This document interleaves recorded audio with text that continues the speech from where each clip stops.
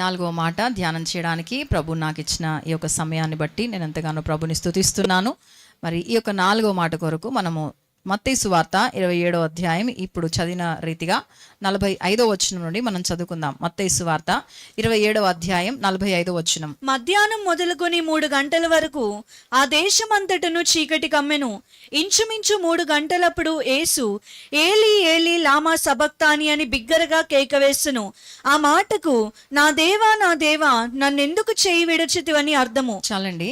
యేసుక్రీస్తు వారు శిలువలో పలికిన 4వ మాట ఇది. ఆయన 7 మాటలు శ్రేష్టమైన మాటలు పలికినట్టుగా మనకి తెలుసు.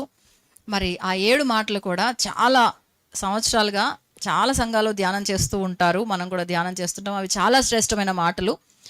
మనం ఎంత ధ్యానం చేసినా, ఎన్ని సంవత్సరాలు ధ్యానం చేసినా ఇంకా దాంట్లోంచి ఒక క్రొత్త మాట పుట్టుకొస్తూనే ఉంటుంది. దేవునికి స్తోత్రం. కాబట్టి 4వ మాట యేసుక్రీస్తు వారు చెప్పేసరికి ఉదయం 9 గంటల నుంచి మధ్యాహ్నం 3 గంటల సుమారుగా 6 గంటలు శిలువలో వేలాడుతున్న యేసుక్రీస్తు వారు ఈ మాట చెప్పేటప్పటికల్లా టైం ఎంత అయింది అని అన్నప్పుడు 45వ వచనంలో చాలా స్పష్టంగా చెప్తున్నారు. మధ్యాహ్నం మొదలుకొని 3 గంటల వరకు. మార్కు సువార్త 15వ అధ్యాయంలోకి వెళ్తే, మార్కు సువార్త 15వ అధ్యాయం 37వ వచనం మనం చూస్తే, అప్పుడు దేవాలయపు తెర పైన క్షమించండి 33వ వచనం 33. మధ్యాహ్నం మొదలుకొని 3 గంటల వరకు ఆ దేశమంతటను చీకటి కమ్మెను. ఆ దేశమంతటను చీకటి కమ్మెను. 3 గంటలకు యేసు ఎలోయి ఎలోయి లామా సబక్తాని అని బిగ్గరగా కేక వేసెను. ఆ మాటలకు నా దేవా నన్ను ఎందుకు చేయి విడిచితివని అర్థము. చూడండి, ఈ మాట యేసుక్రీస్తు వారు పలికేటప్పుడు కల్లా మధ్యాహ్నము సుమారుగా 12 గంటల నుండి 3 గంటల మధ్యలో ఆయన ఈ మాటలు పలుకుతున్నట్టుగా మనం చూస్తూ ఉన్నాం. మధ్యాహ్నం 12 గంటల నుంచి 3 గంటల వరకు పలుకుతున్న ఆ మాటలు ఈ 4వ మాట చెబుతున్నప్పుడు కల్లా మొత్తం ఏమైపోయిందంట, అంతా కూడా చీకటి కమ్ముకున్నది. చెప్తారా? అంతా చీకటి కమ్ముకున్నది. అక్కడున్న ప్రాంతం అంతా కూడా, దేశం అంతటా చీకటి, మొత్తం చీకటి ఆవరించింది. ఎగ్జాక్ట్ ఇంచుమించు 3 గంటలప్పుడు యేసు ఏలీ ఏలీ లామా సబక్తాని. ఇప్పుడు 4, 5, 6, 7 ఇవన్నీ ఫాస్ట్గా చెప్పేస్తారు ఈ మాటలన్నీ. యేసుక్రీస్తు వారు టకటకటక పడిపోతాయి మాటలన్నీ కూడా. 4, 5, 6, 7 3 గంటలకల్లా ఆయన తన ప్రాణమును విడిచిపెట్టారు. అయినప్పుడు ఆ 3 గంటల సుమారు ఆ సమయానికి ఇంచుమించు 3 గంటలప్పుడు యేసుక్రీస్తు వారు ఏలీ ఏలీ లామా సబక్తాని అంటే 7 మాటల్లో కూడా ఈ ఒక్క మాటనే యాజ్ ఇట్ ఈస్గా యేసు ప్రభు వారు ఏ భాషలో అయితే చెప్పారో ఆ భాషలోనే ఇక్కడ వారు రాయడం జరుగుతుంది. అరామిక్ లాంగ్వేజ్లో, వాళ్ళ సొంత భాషలో, యూదుల భాషన అరామిక్ భాషలో యేసుక్రీస్తు వారు బిగ్గరగా చెప్పిన మాట ఇది. ఆయన సొంత భాషలో మాట్లాడుతున్న మాట అందులో చెప్తున్నప్పుడు బిగ్గరగా కేక వేశాడు. అప్పుడు దాకా శక్తి లేని ఆయన శరీరము ఫిజికల్గా అంతా డల్ అయిపోయింది. అలాగే ఆయనలో ఏ శక్తి లేదు. ఎందుకంటే ఆయనలో ఎప్పుడే శక్తి అయిపోయిందంటే, ఎప్పుడైతే ఆయన సిలువ మోయలేకుండా ఉన్నప్పుడు కురేనీడైన సీమోను పిలిచి నువ్వు మొయ్యి కాసేపు అని చెప్పి అన్నారు. ఎందుకంటే యేసయ్య మొయ్యకుండా అలా నిలబడి నువ్వు మొయ్యి అని చెప్పింది కాదు, కానీ ఆయన ఫుల్ ఆఫ్ స్ట్రెంగ్త్, ఆయన మొత్తం బలం ఉపయోగించాడు. అయిపోయింది, ఇంకే వ్యక్తి సిలువను మోయలేడని రోమా సైనికులే నిర్ధారించుకున్నారు. అసలు క్రూరులు వాళ్ళు, ఏమాత్రం కనికరం చూపించరు. అలాంటి వాళ్ళకు కూడా అర్థమైపోయింది ఏంటంటే ఇంకా ఈయన సిలువ మోసే శక్తినలో లేదు. అంటే ఎంతగా ఆయన బలహీనుడు అయిపోయాడో శరీరకంగా, ఎంతగా ఆయన దెబ్బలు కొట్టారో, ఎంతగా ఆయన్ని హింసించారో, ఏ రీతిగా. ఇప్పుడు చూడండి, తలలో ముళ్ళ కిరీటం పెడుతున్నప్పుడు ఒక్కొక్క ముళ్ళు చాలా ఇంచెస్ లాంగ్ ఉంటుందండి, చాలా లెంత్లో. ఎన్నో ఇంచెస్ మరి ఇలా లోపలికి ఇలా గుచ్చేశారు వాళ్ళు లోపలికి. ఇంత చిన్న ముళ్ళు మనకి కాలికి గుచ్చుకుంటేనే దానికి ఎంత పెద్ద ఆపరేషన్లు చేస్తామో మనం కదా, ఇంత చిన్న ముళ్ళు గుచ్చుకుంటేనే. అలాంటి ఇంత పెద్ద పెద్ద ముళ్ళు మరి ఇలాగా లోపలికి తలలో మొత్తం అన్ని వైపుల నుంచి ఇలా గుచ్చినప్పుడు ఆల్మోస్ట్ బ్రెయిన్లో ఉన్న నర్వ్స్ అన్నీ కూడా అవి అలాగే డిస్టర్బ్ అయిపోయినాయి. బ్లడ్ వెజల్స్ అన్నీ కూడా డిస్టర్బ్ అయినాయి. లోపలే స్రవిస్తుంది, లోపలే బ్లీడింగ్ జరుగుతుంది తలలోని. అలాంటి అన్ని రీతులుగా ఆయనని శారీరకంగా చేసినప్పుడు, ఆయన సిలువ మోయడానికే ఆ గొల్గోతా మీదకి వెళ్తున్నప్పుడే ఆయనకి శక్తి లేదు. అలాంటప్పుడు ఇంకా ఆ మేకులు కొట్టి, 2 చేతులు 2 మేకులు కొట్టి, ఓన్లీ ఆ 33.5 సంవత్సరాల ఆజాన బాహుడు, ఒక సుమారు 70 నుంచి 75 కేజీల బరువున్న వ్యక్తి, he was hanging just with only 3 nails. 3 మేకులతో ఆయన వేలాడుతున్నాడంటే ఒక 75 కేజెస్ 75 కేజీల బరువు ఉన్న మనిషి సుమారుగా 3 మేకులతో వేలాడుతున్నాడు అని అంటే 2 చేతులు ఇలా పెట్టి 2 కాళ్ళని ఇలా మడత పెట్టేసి ఒక మేకు ఇక్కడ 2 చేతుల్లో 2 మేకులు ఇలా పెట్టేసి ఆయన వేలాడింపజేస్తున్నారు అని అన్నప్పుడు ఈ శరీర బరువు అంతా కూడా ఈ గుండెల మీద పడుతూ ఉంటుంది. మోకాళ్ళలో ఉన్న బలము తగ్గిపోతూ ఉంటుంది. ఆయన శ్వాస నిశ్వాసాలు తీసుకోవడానికే ఎంతో కష్టంగా ఉంటుంది. అంటే ఈ యాంగిల్లో మనిషిని హ్యాంగ్ చేసినప్పుడు మనిషి శ్వాస తీసుకోవడం కానీ శ్వాసను విడిచిపెట్టడం కానీ ఎంతో కష్టం ఉంటుంది. బ్రీదింగ్ అనేది చాలా కష్టమైపోతుంది. ఆ సమయంలో మాటే రాని పరిస్థితుల్లో ఉన్నప్పుడు శక్తి అంతా కూడబెట్టుకొని ఒక్క మాట ఆయన చెప్పారు ఏంటంటే, ఆయన ఏలి ఏలి లమా సబక్తాని, నా దేవా నా దేవా నన్ను ఎందుకు చేయి విడిచిపెట్టావు. అదే నా అర్థము. నా దేవా నన్నెందుకు చేయి, ఇది నన్నెందుకు చేయి విడిచిపెట్టావు అని ఒక అవిశ్వాసములో పలుకుతున్న మాట కాదు. నాట్ ఇన్ డిస్ట్రస్ట్, అపనమ్మకం, ఎందుకయ్యా విడిచిపెట్టావు అలా కాదు. ఇన్ డిస్ట్రెస్, ఆవేదనలో నుంచి వస్తున్న మాట, రోదనలోంచి వస్తున్న మాట. ప్రాబ్లం ఏమిటంటే ఈ గడియ కొరకే యేసుక్రీస్తు వారు చాలా పోరాడారు గెత్సెమనే తోటలో. చూడండి యోహాను సువార్తలో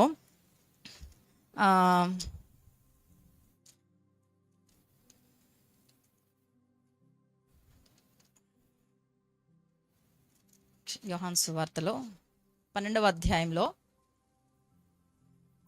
27వ వచనం చూడండి. 12:27. ఇప్పుడు నా ప్రాణము కలవరపడుచున్నది, నేనేమందును తండ్రి ఈ గడియ తటస్థింపకుండా నన్ను తప్పించుము. అయినను ఇందుకోసమే నేను ఈ గడియకు వచ్చాను. చాలా సార్లు యేసుక్రీస్తు వారు 3.5 సంవత్సరాల సమయంలో ఆయన నోటి నుంచి కామన్ గా వచ్చే ఒక మాట ఏంటంటే, నా సమయం ఇంకా రాలేదు, ఇంకా సమయం రాలేదని చెప్తున్న యేసుక్రీస్తు వారు ఒక టైం వచ్చేసరికి ఏమన్నారంటే, గడియ వచ్చింది, ద ఆర్ హస్ కమ్, ఈ గడియ వచ్చింది, ఈ గడియ కొరకే నేను వచ్చాను, ఈ గడియ కొరకే నేను పంపించబడ్డాను. ఏ అవర్ అది? 12 నుంచి 3, 3 గంటలు. ఆ 3 గంటలు సాతాను గడి సమయం. 12 గంటల నుంచి 3 గంటల వరకు మొత్తం చీకటి అయిపోయింది. చీకటి గడియలవి, సాతాను గడియలవి. కొద్ది నిమిషాలు వాడు గెలిచినట్టుగా ఉన్న గడియలవి. ఎందుకు అనంటే ఆ 3 గంటల్లో తండ్రి అయిన దేవుడు, కుమారుడైన యేసుక్రీస్తు వారు ఇద్దరు ఏకమై, ఎప్పుడు యేసుక్రీస్తు వారు ఏం చెప్తారు? నన్ను చూసినవాడు అంతే, నేను నా తండ్రి ఏకమై ఉన్నాము, నా తండ్రిని చూసినవాడు నన్ను చూసినట్టే. ఇంకొక చోట అద్భుతంగా ఏమంటారంటే చూడండి, యోహాను సువార్తలో 8వ అధ్యాయం 29వ వచనం. యోహాను సువార్త 8:29. నన్ను పంపినవాడు నాకు తోడై ఉన్నాడు, ఆయనకిష్టమైన కార్యము నేను ఎల్లప్పుడూ చేదును గనుక ఆయన నన్ను ఒంటరిగా విడిచిపెట్టలేదని చెప్పాను. వా, ఎంత మాట అండి. ఏసేమంటున్నారు? ఆయన నన్ను ఒంటరిగా విడిచిపెట్టలేదు, నన్ను పంపినవాడు నాకు తోడై ఉన్నాడు, నా తండ్రి నాతో ఉన్నాడు, ఎందుకంటే నేను ఆయనకి ఇష్టమైన పని చేస్తున్నాను కాబట్టి ఆయన నాకు తోడుగా ఉన్నాడు. అంతేకాదు, ఆయన నన్ను ఎప్పుడు ఒంటరిగా విడిచిపెట్టడు. అసలు ఎలా అంటే అది ఎలాంటి మాట? నన్ను ఒంటరిగా విడిచిపెట్టడు అని యేసు ప్రభువు వారు ఇప్పుడు సిలువలో ఏమంటారంటే, నన్ను ఎందుకు చేయి విడిచిపెట్టావు అంటే అది ఆ రోదన ఏమిటి అని అంటే, బిడ్డలారా, సామాన్యంగా మానవులకి కష్టం వచ్చినప్పుడు చాలాసార్లు అంటారు, ఈ లోపల వేదన ఎంతున్నా కూడా దేవుని దగ్గర ఎందుకు అని ప్రశ్నించకూడదు అంటారు. లేదండి, ప్రశ్నించడం అంటే గర్వంతో ప్రశ్నించకూడదు, కానీ యూ క్యాన్ షో యువర్ సారో, నీ బాధని, నీ యొక్క రోదనని, నీ ఏడుపుని నువ్వు వ్యక్తపరచకుండా ఉండాలి, నువ్వు అలాగే సైలెంట్గా ఉండాలి, నువ్వు ఏడవకూడదని చెప్పేది కాదది.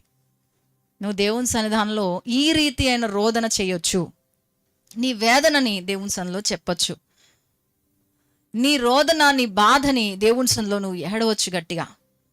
ఇక్కడ కూడా యేసుక్రీస్తు వారు చేస్తున్న పని అది. గట్టిగా ఆయన బిగ్గరగా కేక వేసి కన్నీరు కారుస్తున్నారు, ఏడుస్తున్నారు. చూడండి, ఆ సమయంలో కొన్ని సన్నివేశాలు జరిగినాయి అక్కడ. మత్తయి సువార్త 27వ అధ్యాయంలోకి వెళ్తే 47వ వచనంలో, అక్కడ నిలిచిన వారిలో కొందరు ఆ మాట విని ఇతడు ఏలియాను పిలుచున్నాడనిరి. వెంటనే వారిలో ఒకడు పరిగెత్తుకుని పోయి స్పంజి తీసుకుని చిరకాలో ముంచి రెల్లును తగిలించి ఆయనకు త్రాగనిచ్చెను. 51 చదవమ్మా.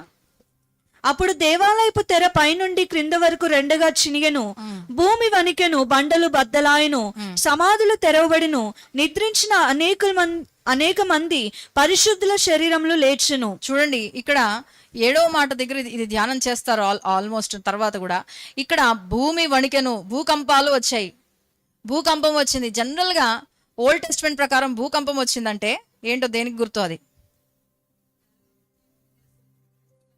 దేవుని ఉగ్రతకు గుర్తు భూకంపాలు. ఇంకా భూకంపం ఓల్డ్ టెస్ట్మెంట్ ప్రకారం చెప్పండి. నిర్గమాకాండం దాకా వెళ్ళిపోండి, మీ బుర్రలో వెళ్ళిపోండి.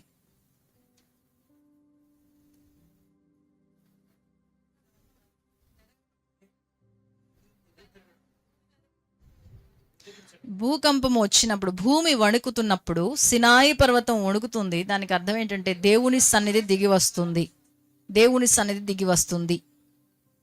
భూమి వణుకుతున్నప్పుడు న్యాయాధిపతుల గ్రంథంలో కూడా మనం చదవడానికి టైం లేదు, కానీ ఆ న్యాయాధిపతుల గ్రంథం 5వ అధ్యాయంలో కూడా భూమి వణికింది, అక్కడ దేవుని సన్నిధి దిగి వచ్చింది. అంటే భూకంపము కలుగుతున్నప్పుడు, అందుకని ఏలియా భూమి కంపించినప్పుడు దేవుడు అందులోంచి మాట్లాడతాడేమో అని చూశాడు, కానీ దేవుడు అందులో నుంచి మాట్లాడలేదు. అదే ఆశ్చర్యం ఆయనకి. ఎందుకంటే భూమి కంపిస్తున్నప్పుడు అక్కడ దేవుని సన్నిధి దిగి వస్తున్నట్టుగా కొన్ని నిదర్శనాలు ఉన్నాయి. కానీ ఇక్కడ భూమి కంపించింది, భూకంపం. చూడండి, లూకాసు వార్తలో మనం చూస్తే 23వ అధ్యాయంలో 44వ వచనం చూద్దాం. లూకాసు వార్త 23:44. అప్పుడు రమారమి మధ్యాహ్నం ఆయను, అది మొదలుకొని 3 గంటల వరకు ఆ దేశమంతటి మీద చీకటి కమ్మెను, సూర్యుడు అదృశ్యుడాయను, గర్భాలయపు తెర నడిమికి చినిగెను. చూడండి, అక్కడ ఈ యొక్క 4వ మాట కల్లా 4 నుంచి 7 మాటలు అన్ని టకటగా జరుగుతాయండి. ఆ మధ్యలోనే జరుగుతున్న కార్యక్రమం ఏంటంటే మొత్తం చీకటి కమ్మింది, సూర్యుడు కంప్లీట్ గా అదృశ్యమైపోయాడు, గర్భాలయం తెర నడిమికి చినిగిపోయింది. Veil was torn. అంటే భూకంపము కలిగి ఆ యొక్క తెర పైనుండి కింద వరకు చినిగిపోయింది.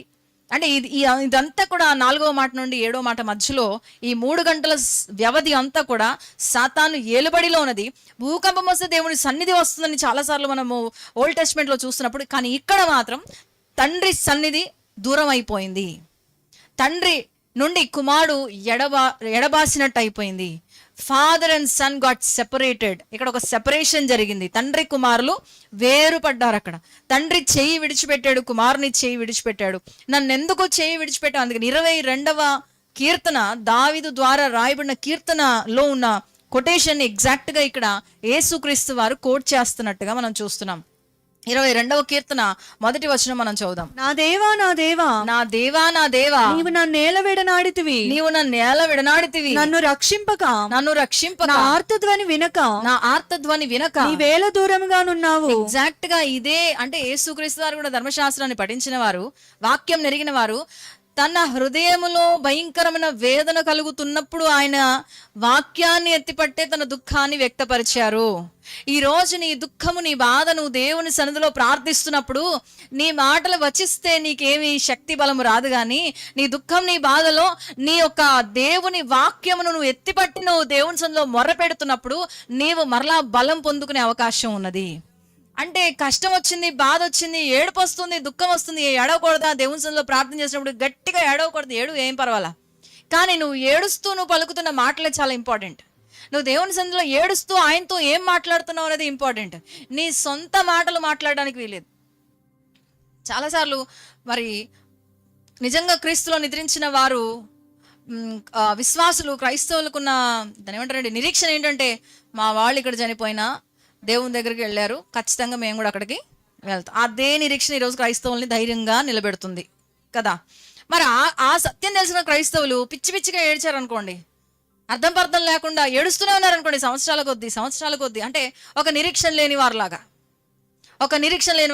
ఇంకెప్పటికి చూడడం, ఇంకెప్పుడు లేదు. క్రైస్తవులకు నిరీక్షణే నిరీక్షణ వారిని నిశ్చయంగా చూస్తాం. క్రీస్తునందు మరణించిన వారిని నిశ్చయంగా మనం రేపు మన వారిని మనం కలవబోతున్నాం. అసలు వాళ్ళే యేసుక్రీస్తుతో పాటు ముందు వచ్చేవాళ్ళు, మృతుల ముందు లేపబడతారు కాదా. కాబట్టి అదే మన నిరీక్షణ, అదే మన ధైర్యం. చనిపోవడం అనేది క్రైస్తవంలో లేదు, క్రీస్తు మార్గంలో లేదు, పరిపూర్ణంగా మరణించడం అనేది లేదు. ఊరికే అందుకని నిద్రిస్తున్నారంటారు, చచ్చిపోయారని అనరు, నిద్రపోయారంటారు. ఇక్కడ నిద్రపోయారు, అక్కడ లేచారు. అర్థమవుతుందా మీకు? ఆ నిరీక్షణ మనల్ని బ్రతికిస్తున్నది. కాబట్టి నీ ప్రార్థన కూడా అలాగే ఉండాలి. ఏదైనా నువ్వు నష్టపోతున్నప్పుడు, ఏదైనా కష్టం వచ్చినప్పుడు నీ దేవుడు నీకు నమ్మకమైన వాడు అన్నట్టుగానే నీ ప్రార్థన ఉండాలి. ఇక్కడ యేసుక్రీస్తు వారికి చాలా అసలు ఆయన దేని కొరకు గెత్సెమనే తోటలో రోధించాడు, ప్రభా నీ చిత్తం, తండ్రి నీ చిత్తమైతే ఈ గిన్నె నా నుండి తీసేయ్యా. ఎందుకు? పాపపు ఉగ్రత నేను తాగలేనని కాదు, నీ నుండి నేను ఎడబాటు అవ్వాల్సి వస్తుంది. ఎందుకంటే నాకు సత్యం తెలిసి ఏంటంటే పాపము నీ దగ్గర ఉండదు. నువ్వు పాపాన్ని సహించడం. ఏదైనా తోటలో పాపం వచ్చిందండి, ఏం చేశాడు దేవుడు? గెట్ అవుట్ అన్నాడు, అంతే. అన్నాడా లేదా? జోగొట్టాడా? పర్లేదు. నో, పాపం విషయంలో మాత్రమే God is very serious about sin. పాపము విషయంలో నీ దేవుడు పరిశుద్ధుడు కాబట్టి ఆయన పాపంను ఏమాత్రం కూడా సహించేవాడు కాదు. ఆ విషయము కుమారుడైన యేసుక్రీస్తు వారికి తెలుసు. కాబట్టి ఖచ్చితంగా when God's wrath is will, ఆయన గాడ్స్ రాత్ అనేది, దేవుని ఉగ్రత అనేది ఇలా కుమరించబడుతున్నప్పుడు డెఫినెట్గా పరిశుద్ధుడైన తండ్రి ఆయనతో ఉండడు. సిలువలో జరిగిన ఈ కార్యం ఏమిటి అంటే, సిలువలో యేసుక్రీస్తు వారు ఆయన వేలాడుతున్నప్పుడు ఈ 3 గంటల సమయం అంతా చీకటి, సాతాను స్థావరాలు, సాటన్స్ కింగ్డమ్ అంతా వచ్చేసింది యేసయ్య దగ్గరికి. మొత్తము కూడా సాతాను రాజ్యం బలగం వాడు మొత్తం ఇట్లా స్వాధీనపరుచుకున్నట్టుగా అయిపోయింది. యేసుక్రీస్తు వారితో సహా నేను స్వాధీనపరుచుకున్నాను అన్నట్టుగా అయిపోయింది. సాతాను రాజ్యం అంతా బలంగా వచ్చేసింది. ఎందుకంటే ఆ సర్వలోక పాపము వలన వచ్చే మరణం అనే ఉగ్రత, అలా ఉగ్రత పాత్ర ఇట్లా కుమరించబడింది యేసయ్య మీద. పరిశుద్ధుడుగా నీతిమంతుడుగా ఉన్న యేసుక్రీస్తు వారు కంప్లీట్గా పాపమును మోస్తున్నాడు ఆయన. ఆ ఉగ్రత, అయ్యో ఒక్క ఉగ్రతే భరించలేరు. ఒక్కింట్లో శాపంని మన వాళ్ళు భరించడమే కష్టం. ఒక ఇంట్లో శాపం ఏలుబడి చేస్తుందంటే భయంతో చచ్చిపోతూ ఉంటారు. ఎందుకంటే ఇంట్లో పెద్ద కొడుకు చచ్చిపోతా ఉన్నాడు అనుకోండి, తరాలు ఎబడబడి వాళ్ళంతా భయమే. పెద్ద కొడుకు ఫస్ట్ పిల్లోడు పుట్టాడండి, హార్ట్ అటాక్తో చచ్చిపోతున్నారు అనుకోండి, అందరూ భయపడుతూనే ఉంటారు ఎప్పుడెవడు చచ్చిపోతాడు ఇంట్లో అని. లేకపోతే మూర్ఛల రోగమే ఉందనుకోండి ఆ ఇంట్లో, ఆ తరతరాలుగా భయపడతా ఉంటారు. అయ్యో మాకు ఈ శాపం ఉందండి, మా ఇంట్లో అందరూ మూర్ఛల రోగంతో చచ్చిపోతున్నారు, మా ఇంట్లో అందరు తరతరాల నుండి మాకు ఉందండి ఇది, మాకు చాలా భయం అండి. శాపం ఒక్క శాపమే, ఒక్క ఉగ్రతే. కానీ యేసుక్రీస్తు వారి పైన ఉన్నది ఏంటంటే పాస్ట్, ప్రెజెంట్, ఫ్యూచర్. పుట్టినోడు చేసింది, పుడుతున్నోడు చేస్తుంది, పుట్టబోయేవాడు చేసే పాపపు యొక్క ఉగ్రత పాత్ర ఆయన మీద ఇలా కుమరించబడింది. ఆ పాత్ర కుమరించబడుతున్నప్పుడు ఇంకా పరిశుద్ధుడైన తండ్రి కుమారుని యేసుక్రీస్తులో ఇక ఉండడు. వాళ్ళు వేరుపరచబడుతున్నారు. ఆ వేరుపరచబడుతున్నప్పుడే ఆ గడియే నా ప్రాణం కలవరపడుతుంది. ఏ గడియ? తండ్రితో ఎడబాటు. నేను క్వశ్చన్ వేస్తా ఇక్కడ, ఎన్ని గంటలు వాళ్ళిద్దరు సెపరేట్ అయింది? 3 గంటలు అని చెప్తున్నాం కదా ఇప్పుడు ఇంతసేపు. 12 నుండి ప్రశ్న ఏమంటారా? 3 గంటలు తండ్రితో కుమారుడు యేసుక్రీస్తు వారు ఎడబాస్తేనే గెత్సెమనే తోటలో చెమట ఏమైపోతుంది. మరి నువ్వు నేను ఎన్ని గంటలు దూరంగా ఉంటున్నాం దేవునికి? మరి మనం ఏం చేయాలి? ఇంకా ఒక్క 3 గంటల ఎడబాటే తట్టుకోలేక చెమట రక్తముగా మారినంత గట్టిగా నరాలు తెగిపోయి అంత ఏడుపది. సైలెంట్ కూర్చొని మనలాగా చేసే ప్రార్థన కాదు అది. ప్రార్థన చేయండో, నోరు తెరవండో, అదేం కాదు. దుఃఖపడుతున్నాను, నాకేం తెలుస్తుంది? గట్టిగా ఏడిస్తేనే ఏడుపా? నువ్వు గట్టిగా ఏడిచిన రోజులు కూడా ఉన్నాయి, ఒకసారి గుర్తు తెచ్చుకో. అదేంటి? కట్టలు తెగిపోయే దుఃఖం.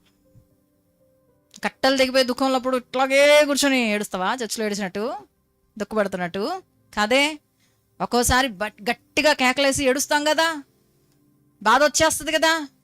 గెత్సెమనే తోటలో యేసుక్రీస్తు వారు చేసిన ఆ గ్రోనింగ్కి, ఆ రోదనకి తోటంతా షేక్ అయిపోతుంది. అక్కడ గెత్సెమనే అంతా కూడా అదిరిపోతుంది. అక్కడ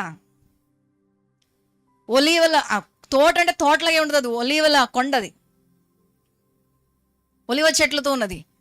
యేసుక్రీస్తు వారు రాత్రంతా గట్టిగా వేస్తున్నారు కేకలు, గట్టిగా వేస్తున్నారు. ఆయన ఏడుస్తున్నారు గట్టిగా. ఇది ఈ కింద నీ చిత్తమైతే నా నుండి తీసేయ్యా అని ఏడుస్తున్నాడు. గట్టిగా ఏడుస్తున్నాడు ఆయన. ఎంత గట్టిగా ఏడుస్తున్నాడు అంటే మాట పెగలట్లేదు, నరాలు చిట్లిపోతా ఉన్నాయి. లోపల నరాలు చిట్లిపోతున్నప్పుడు ఆ లోపలే బ్లీడింగ్ జరగల, ఆ బ్లీడింగ్ అంతా కూడా రక్తస్రావం అంతా బయటకు వచ్చేస్తుంది. అంటే నరాలు తెగిపోయి బయటికి రక్తం కారుతుంది. అంటే ఎంత గట్టిగా ఆయన, ఎంత హృదయం బద్దలెట్టాడు. ఎందుకు ఆయన అంతగా ఏడ్చాడంటే ఈ గడియ కొరకే.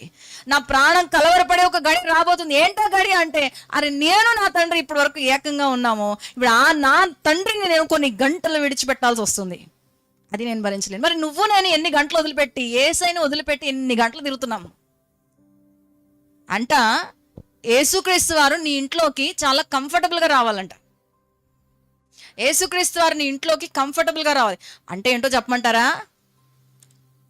నువ్వు చేసే పని ఆయన కూడా చేయగలిగి ఉండాలి, నువ్వు చూసేది ఆయన కూడా చూడగలిగి ఉండాలి, నువ్వు మాట్లాడేది ఆయన కూడా మాట్లాడగలిగి ఉండాలి. అర్థమైందా? ఫోన్ రీల్ ఓపెన్ చేసి ఇలా చూస్తున్నావు, ఇది యేసయ్య కూడా చూడగలిగి ఉంటాడా? నువ్వు చూసేది యేసయ్య కూడా చూస్తాడా? నువ్వు నోరు తెరిచి మాట్లాడుతున్నావు, నువ్వు మాట్లాడిన మాట నీ ప్రభు కూడా మాట్లాడతాడా? అలాంటి మాట నువ్వు మాట్లాడుతున్నావని అర్థం, అలాంటిదే చూస్తున్నావని అర్థం, అలాంటిదే చేస్తున్నావని అర్థం. నీ ఇంట్లోనికి నీ ప్రభు చాలా ఫ్రీగా వచ్చి కూర్చోగలుగుతున్నాడా? అన్ని రూముల్లో ఫ్రీగా తిరగగలుగుతున్నాడా? లేదే. కొన్ని గంటలు కాదు, కొన్ని సంవత్సరాలుగా నువ్వు దేవునికి దూరం అయిపోతున్నావు. కొన్ని సంవత్సరాలుగా నీ ప్రభుతో నీకు చాలా దూరం ఉంది, కానీ నీకు ఏడుపు రావట్లా, దుఃఖం కలగట్లా, శుభ్రంగా తింటున్నావు, శుభ్రంగా కంటి నిండా పడుకుంటున్నావు, బాధే లేదే, దుఃఖమే లేదే. ఒక పూట ప్రార్థన చేయకపోతే, ఒక రోజు ప్రార్థన చేయకపోతే నువ్వు గుండె ఎందుకు మండట్లా నీ గుండె? ఇద్దరు మాట్లాడుకుంటున్నారు, కానీ వాళ్ళ డిస్కషన్లో యేసుక్రీస్తు వారు చాలా ఇష్టంగా ఇంటర్ఫియర్ అయిపోయాడు. ఏంటా డిస్కషన్? ఎమ్మాయి గ్రామంలో ఇద్దరు మాట్లాడుకుంటున్నారు. ఎవరి గురించి మాట్లాడుతున్నారు? యేసయ్య గురించి. ఏసైరా ఆయన చంపేశారా, ఆయనకి బాగా నచ్చింది ఆ డిస్కషన్. యేసుక్రీస్తు చాలా మంది ఉన్నారు ఆ దారిలో పోయింది, వీళ్ళిద్దరు గురించి, వాళ్ళిద్దరు మధ్యలోకి వచ్చి వింటా ఉన్నాడు. ఎవరి గురించి మాట్లాడుకుంటున్నారు? తెలీదా నీకు? మా యేసయ్యని చంపేశారు. అలా నువ్వు చేస్తున్న డిస్కషన్లోనికి నీ ప్రభు రాగలుగుతున్నాడా? నువ్వు ఫోన్లో మాట్లాడుతున్నావే, ఆ మాటలో ఆయన పక్కన పెట్టుకొని మాట్లాడగలుగుతావా? నువ్వు ఇంట్లో నీ ఇతరులతో, నీ ఫ్రెండ్, నీ కుటుంబ సభ్యులతో మాట్లాడుతున్నావే, మీ ఇంట్లో మీ డిస్కషన్ మధ్యలో ప్రభు ఉండగలుగుతున్నాడా? అలా ఉండగలిగిన రోజున అదిగో నిజమైన రక్షణ. అది నిజంగా నీ ప్రభు నీకు రాజుగా నువ్వు ఏళ్తున్నాడు ఆయన నీ జీవితంలో గుర్తుపెట్టుకో. అది కానంతసేపు ఈరోజు నీ ఇంట్లోకి రాలేనోడు నీ గుండెల్లోకి ఏమొస్తాడు? నీ ఇంట్లోనే నీకు సరైన వాతావరణం లేదు నీ ప్రభు కొరకు అంటే నీ గుండెల్లో ఏముంది అక్కడ వాతావరణం? యేసుక్రీస్తు ది బెస్ట్ సన్ అని ఇప్పటివరకు నేర్చుకున్నాం కదా.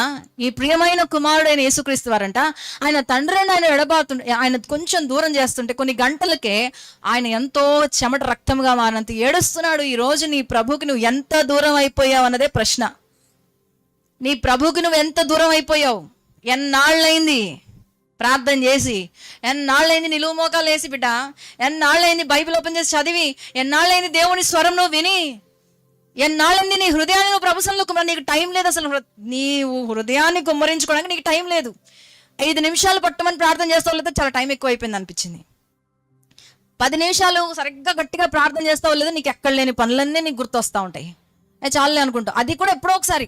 ఈ 5 నిమిషాలు 10 నిమిషాలు కూడా ఎప్పుడో ఒకసారి చెప్తారా, ఎప్పుడో ఒకసారి. కానీ నేను సెవిస్తున్న నీ ప్రభు అలా కాదు. నా దేవా, నన్ను ఎందుకు విడిచిపెట్టావయ్యా? నువ్వు విడిచిపెడతావని తెలుసు. చూడండి, ఆ మాట అంటున్నప్పుడు అక్కడ కొంతమంది ఉన్నారు, మనలాంటి వాళ్ళే వాళ్ళు కూడా కాదమ్మా. అక్కడ దానికి కొంచెం ముందు వెళ్ళాలి. ఇది ముగించేద్దాం. మత్తయి సువార్తలో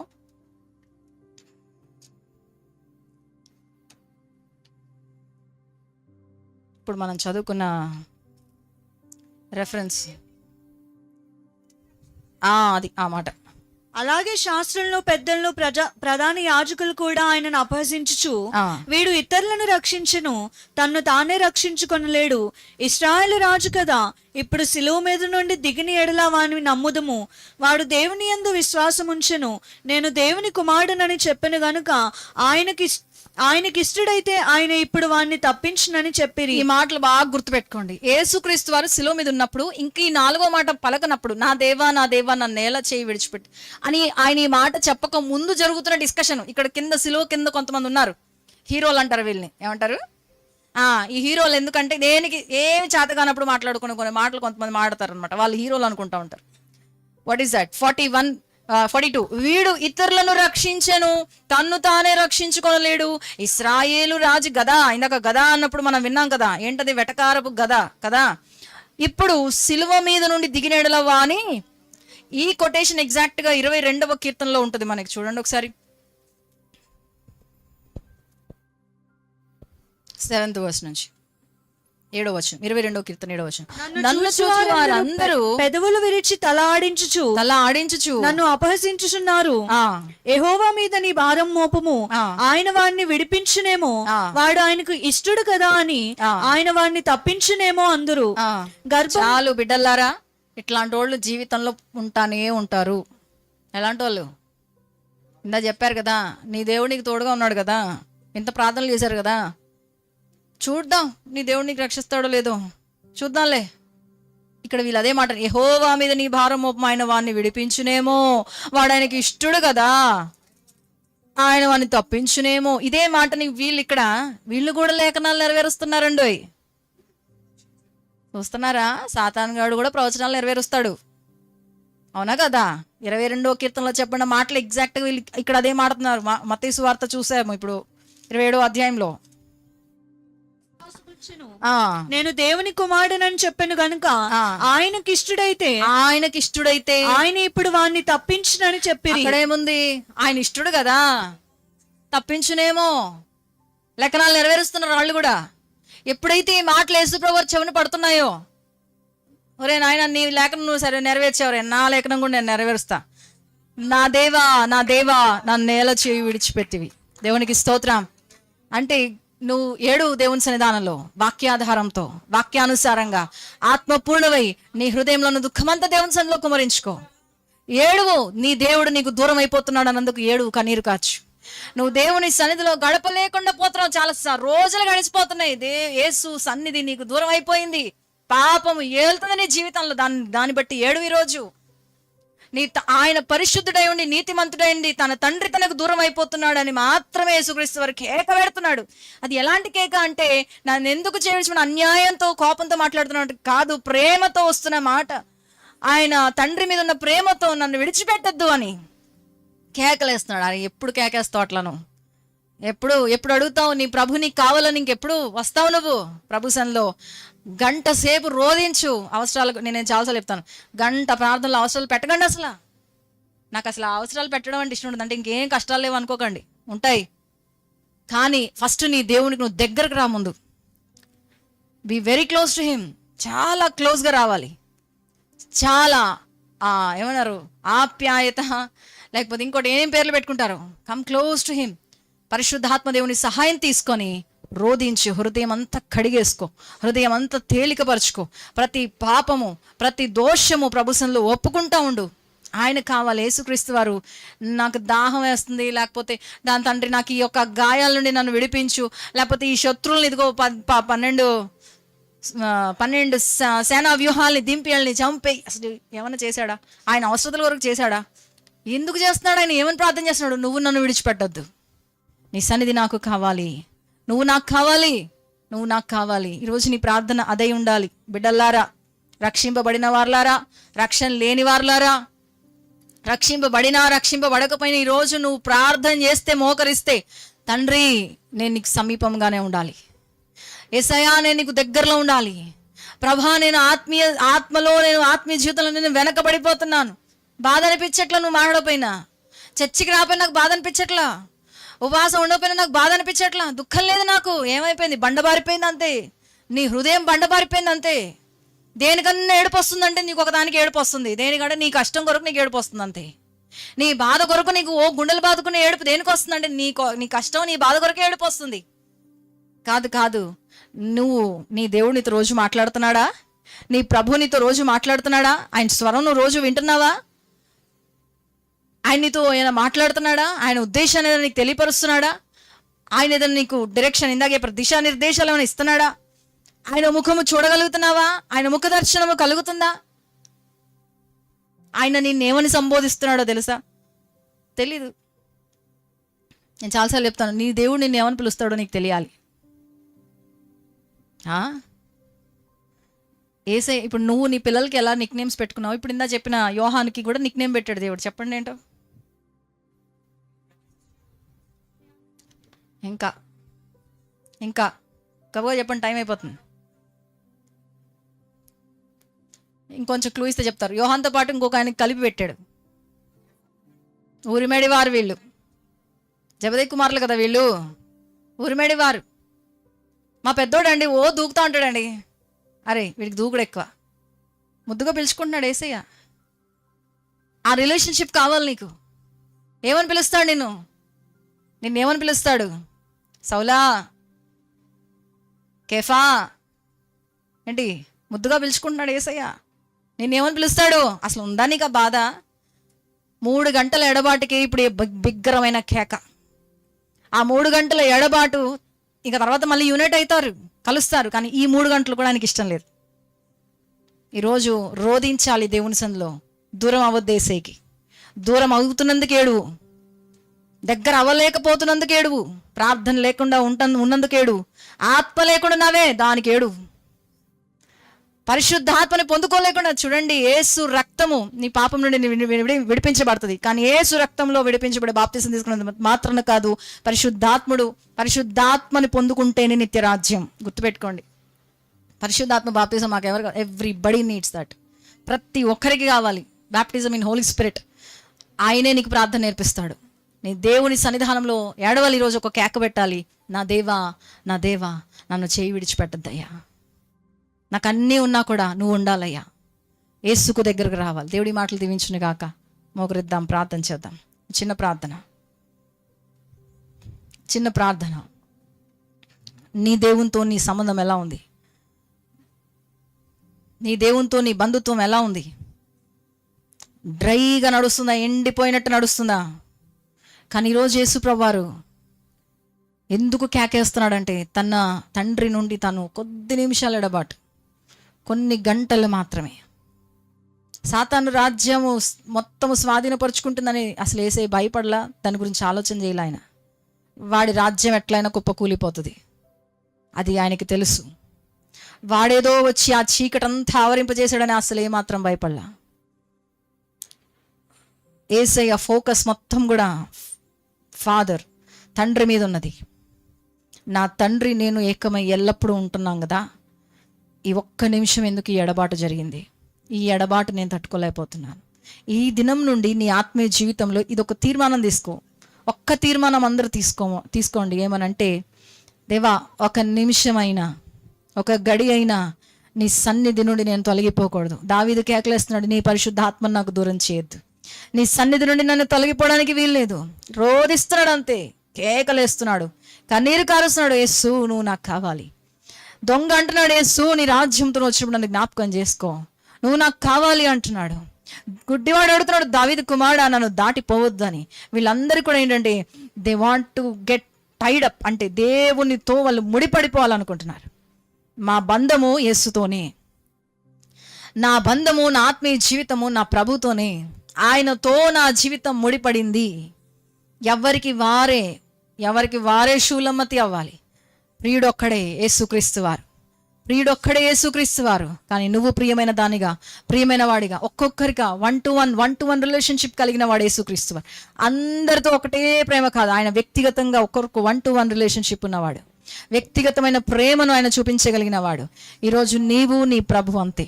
నీవు నీ దేవునితో ఎలాంటి బంధుత్వం కలిగి తెగిపోయిందా? అది అసలు తెగిపోయి చాన్నాళ్ళయిందా? నువ్వు ఏడవాలి దాని కొరకు. ప్రభు అతి త్వరలో వస్తున్నాడు. మోకరించి నువ్వు ఈ దినం నుండి ప్రారంభించి ప్రార్థన చేయడం. తెగిపోయిన సంబంధాన్ని మరలా దేవుడు కట్టగలడు. నువ్వు మరలా ఆయన తట్టు చూడగలిగితే, తండ్రి నా ఆత్మీయ జీవితం ఎండిపోయింది, నాకు రక్షణ లేదు, నేను నీ స్వరం వినక చాన్నాళ్ళు అయిపోయింది, నీ సన్నిధిని అనుభవించలేక చాన్నాళ్ళు అయిపోయింది, ప్రభా ఆత్మను అసలు కోల్పోయి చాలా కాలం అయిపోయింది. తండ్రి, కన్నులు తడి ఆరకుండా నీళ్లు కుమ్మరించినట్టుగా ఈ దినం నుండి నువ్వు ఆయన చెమటే రక్తముగా మారిపోయినంతగా ఏడుస్తున్నారు, ఆయన కన్నీరు కారుస్తున్నారు. ఎందుకంటే ఆ గడియ తలుచుకుంటే నా ప్రాణము కలవరపడిపోతుంది. ఆ గడియ, నా తండ్రి నన్ను విడిచిపెడుతున్న గడియను తలుచుకుంటే నా ప్రాణము తల్లక్రిందులైపోతుందయ్యా. ఆ బాధ నీలో కూడా నాలో కూడా రావాలి. ఈరోజు ప్రియ దేవుని బిడ్డ, నా ప్రభు లేకపోతే నా ప్రాణం కలవరపడిపోతుంది. నువ్వు చూసేదే ఆయన చూడగలిగి ఉండాలి. నువ్వు చేస్తున్న పనులు ఆయన కూడా చూస్తూ చేయగలిగినట్టుగా ఉండాలి. అంత ఓపెన్గా నీ జీవితం ప్రభు ఎదుట ఉండాలి. ఒక తీర్మానం అంతే. ప్రార్థన చేద్దాం. పరిశుద్ధుడా, నీకు వందనాలు చెల్లిస్తున్నాం అయ్యా. కొన్ని గంటల ఆ యొక్క సెపరేషన్ నా ప్రభా, తల్లడిల్లిపోయారు మీరు. నీ హృదయం అంతా నాయన పగిలిపోయినట్టు విరిగిపోయినట్టు అవుతుంది నాయన. ఎంతో నాయన రోధిస్తూ చెమటంతా రక్తముగా మారిపోయేంతగా అయిపోతుంది. ఈ గడి కొరకు నేను వచ్చాను, ఇక్కడ నేను నిలబడాలని నీ శక్తినంతా కూడగొట్టుకొని నీ హృదయంలో నా ఆక్రందనను బయటికి నువ్వు తెలియపరుస్తున్న దేవుడు అంటున్నావు.